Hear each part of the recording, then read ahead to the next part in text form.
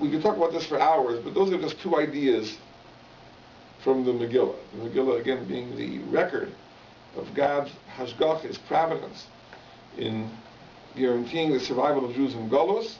And number two, the idea of a Jew being an exemplar of conviction, even contrary to public opinion. Now, there are other mitzvahs of Purim. The mitzvah of Su'udah, we'll talk about, the festive meal. Now, this is a very unusual observance.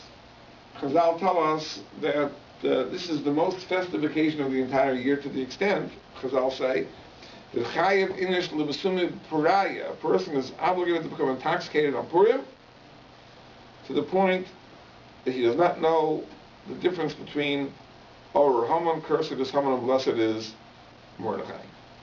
Now again, when it comes to most Jewish observances, there are some people that observe them 10% of the way, some 20% of the way, 30% of the way, some people 100% of the way, some people 110% of the way.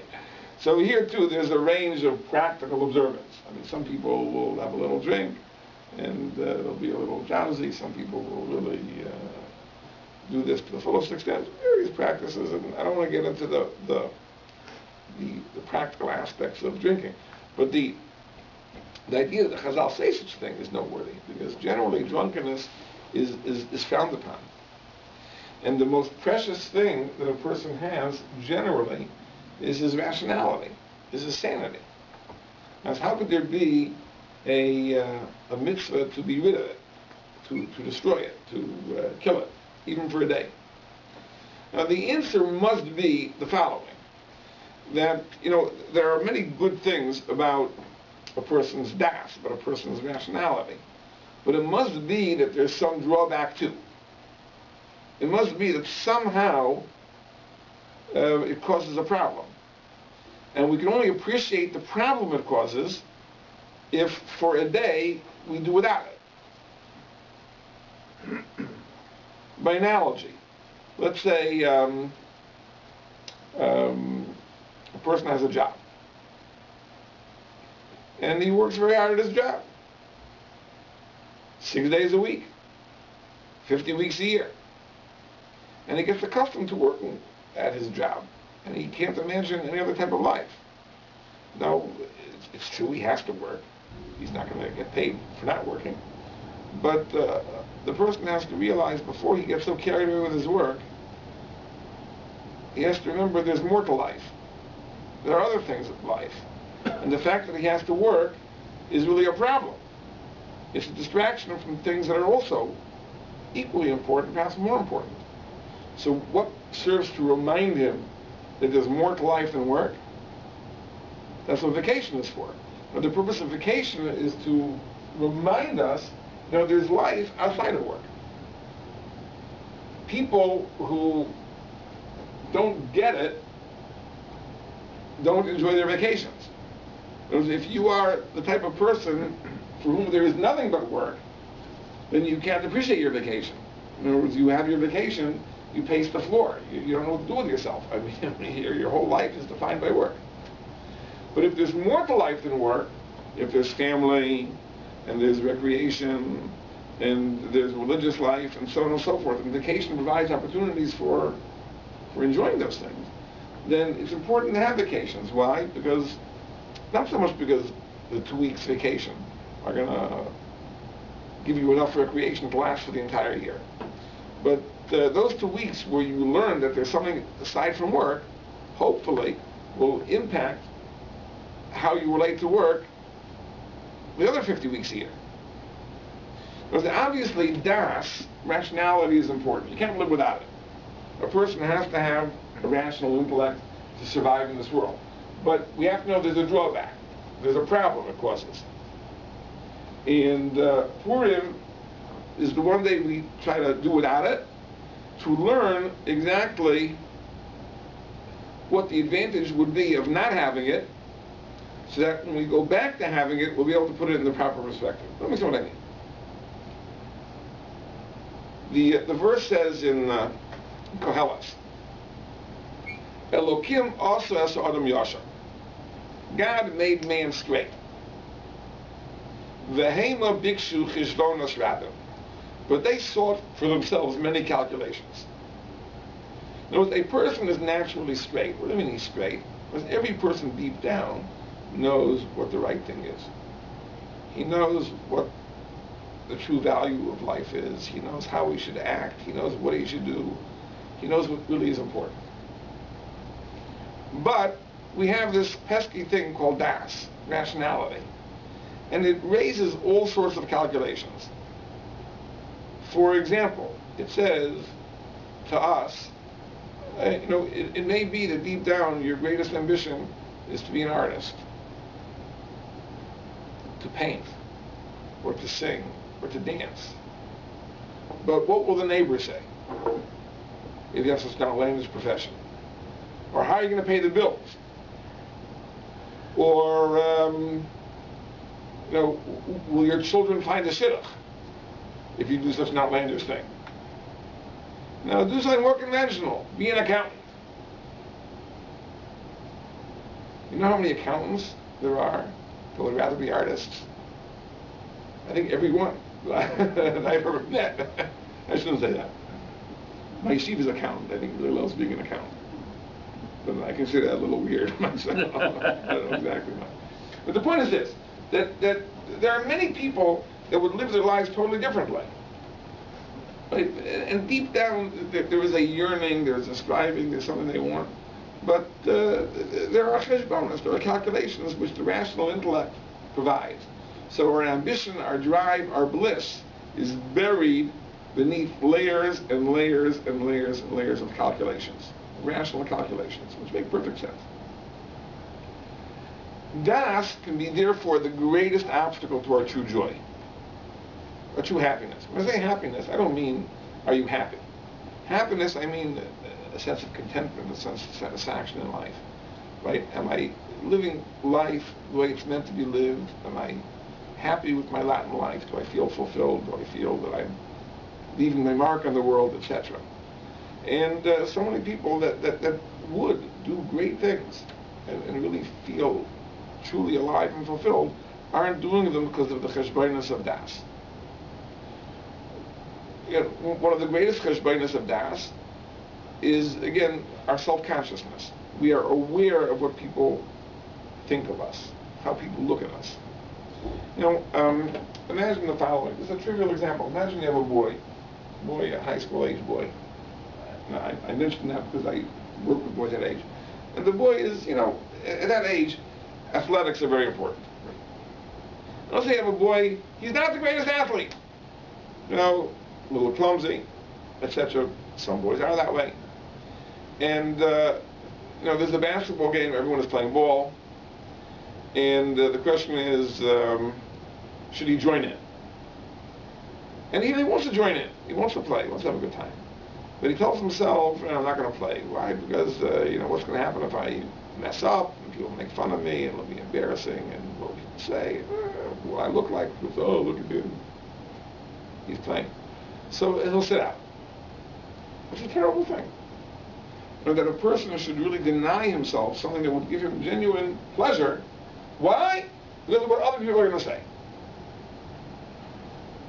Who cares what other people say? Das tells us, you should go, you have to care. You don't want to get a bad reputation, etc., etc., etc.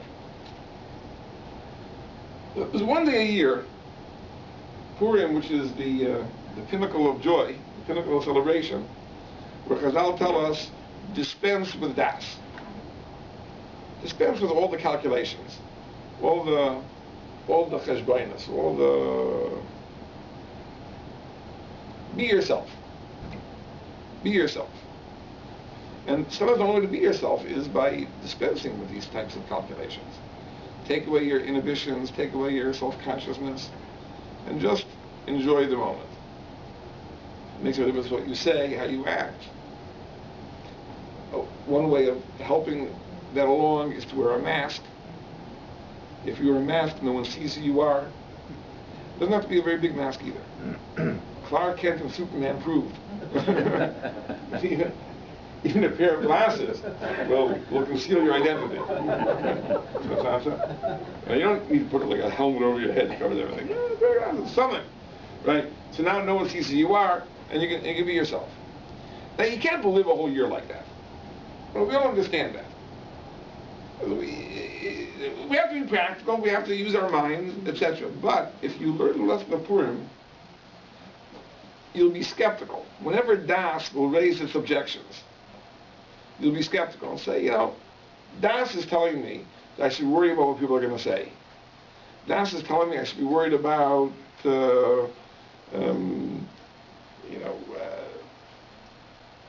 not taking imprudent risks, and so on and so forth. But what's the alternative? I should be miserable the rest of my life? Sometimes you have to overrule that. But if you never have the experience of living without it, you'll never come to doubt it. You'll never treat it with skepticism. And therefore, one day a year, Chazal said, Chayav inish l'b'sum puraya, you have to dispense with the das, taste the type of joy that comes on Purim, and then the whole year you'll have das, but you'll be a critic of das. Because you won't follow das without questioning. Because you'll use your das. But when das is the obstacle to your bliss, you will critique it. You won't let it interfere with your true happiness in life. And I think that you meet people that late in their lives, for example, started a new career. And they threw away the old things and they said, now, for the first time, I'm doing what I always wanted to do. And that's what we're talking about. We're talking about the boldness, the ability to forget what people are saying, forget what is expected of me. Right? I am going to prudently pursue my bliss. That is really the type of joy that can make a person's life. But you need a Purim to be able to have that boldness, to be able to critique Das. The only way to critique Das is to see its drawback. The only way to see its drawback is to live without it. And that's really what I think the Simcha of Purim is all about. Now, Mishloach Manos Matanos Lavyanim is the last mitzvah, and we have all of 2 minutes to talk about it. But I'll just mention one aspect of it, which is the idea of Jewish unity. Jewish unity is very, very, very important. And it's really a theme in the Megilla. It says that when Esther was about to go to Achashverosh, she told Mordechai, Lech knos es kol ha-Yehudim, gather all the Jews, and together they should join in prayer and fasting for the success of her mission. Because we have to know that there is strength in unity. When we are divided, when we are split, then we are conquerable. When we are united, then we are a force to be reckoned with. And that's what Shalach Manos is all about. Shalach Manos and Matanos Lavyanim is to create a web of friendship, a web of unity. Now we could talk about this at great length. I just want to talk about one little aspect of it. Now when I was growing up, I lived in a fairly small Jewish community. Hartford, Connecticut was not a big place. And the number of people that were Purim observers was even smaller. And when people delivered Shalach Manos on Purim, it was slow-moving. People visited one another. They spent time with one another. They shared kind words with one another. It was very, very, very pleasant, very, very nice. And it was really a very, very wonderful atmosphere. Later in life, I lived in larger Jewish communities. And, you have a greater network of friends, more acquaintances, more social obligations. At this point, we have children, so we have the children's teachers and the people that do carpool with us, and, so on and so forth. And essentially, in other words, it has become, instead of a day for social interaction, it has become a day for making believe you work for UPS. I mean, or FedEx maybe. I read an article a long time ago about FedEx, how they broke down the process of delivering a package. There's like 40 steps, and they used efficiency techniques to reduce the number of seconds required for each step. They teach the people how to do it. I mean, unbelievable, how to take the box out of the shelf in the truck and how to turn, right, to do it in the most efficient, swift manner to guarantee the most deliveries per hour, and so on and so forth. And that's what we feel, you know. And there are Purims that, you know, you're driving down the street, right, and there's a car driving up the street in the other direction, and somehow you have a sense, you know, that person is in my daughter's class. I wouldn't be surprised if they're going to that other person, and you roll down the window and say, hey, are you going there? Say, yeah, here, take this. You know, that's what it turned out. And you know, even Shalach Manos, which was meant to increase friendship, has become more about efficient delivery. You know, getting the package to its destination, you know, on time. You know, look, it happens. You know, these things have to be sometimes, but I think that we also have to find time to visit people and be friendly with people and try to fulfill what the whole purpose is about. It's impossible to establish a web of friendship with every single Jew. I mean, it's a big city. You know, we're talking about thousands and thousands of Jews. But you know, if everybody connects to one Jew, and everybody would do that, we'd have a network, a web that's formed, which is stronger than the strength of any single strand, just like a spider web. And each strand of the web is relatively weak, but the web as a whole is very, very, very strong. And you know, again, who am I to tell people how to spend their money?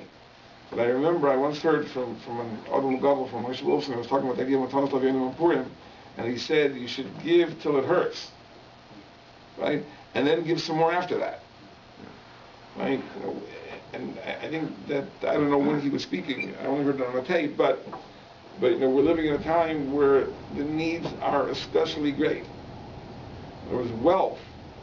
The wealth of the Jewish community is, the wealth of the world community is being wiped out. I don't know if you follow the news, but the stock market is the lowest it's been, the Dow Jones average, since 1997. And in fact, the month since the inauguration has been the worst month for the Dow Jones average since 1933. Yeah. It's hard to imagine. But on election day, I think the average was above 9,000, and today it's about 6,800, which means that a substantial portion of the wealth of the world and the Jewish community has been diminished. And this means that a lot of people who are bearing large burdens are unable to do it. So those of us who did not lose in the stock market, I didn't lose that much in the stock market, didn't have anything in it in the first place, so I'm not that affected, we may have to pick up some of the slack. And therefore we have to do our best to help those who are less fortunate. And as hopefully that if each and every one of us does his job, her job, as maybe we can survive this difficult time, and you know, the people that really are in need can have their basic needs addressed. So these are some of the thoughts about Purim. Needless to say, it should be a very, very happy day, and a day of celebration, a very enriching and fulfilling day. And Be'ez Hashem, we will meet 2 weeks from tonight.